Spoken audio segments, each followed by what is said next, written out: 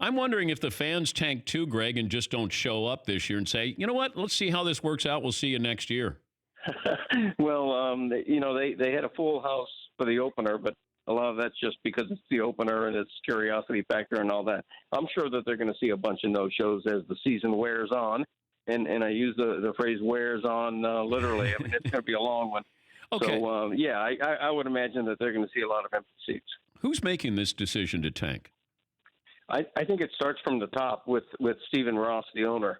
He's been with the club now 10 years or so, and it's been the same wheel spinning for 20 years, ever since post-Marino, really.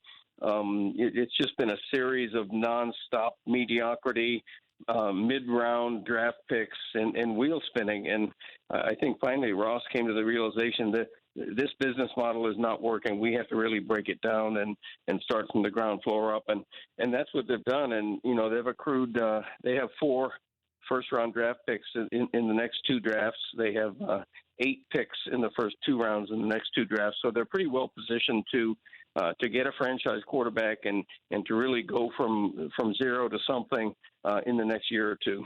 Yeah, but if you're Tua Tagovailoa, why would you want to go into this situation, Greg, where you're going to be running for your life, just traded away your best offensive lineman, you don't have any weapons, and you're going to be asked to be the savior for a bad team for a couple of years?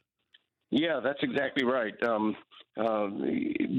the other thought is they draft a franchise quarterback, and they also have another first-round pick and 2 second-round picks to go get a lineman or 2 or a pass rusher or something else they really need. I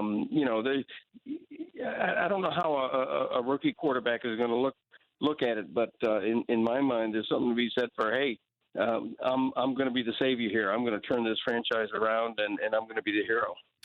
Well, my concern is because of who they've drafted, they're in this situation. So now how can I count on those who have been drafting to then draft better with all these draft picks that you're getting by tanking?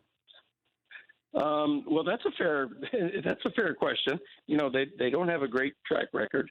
I think they have made a couple of decent picks in the past 2 or 3 years. They've sort of had an uptick in their draft success, but I mean, it's all a crapshoot down here. It's similar to what the Marlins are doing, really, and what Derek Jeter's doing down here. He's asking fans to trust him when fans have had very little reason to trust anything to do with the Marlins, and it's sort of the same with the Dolphins right now.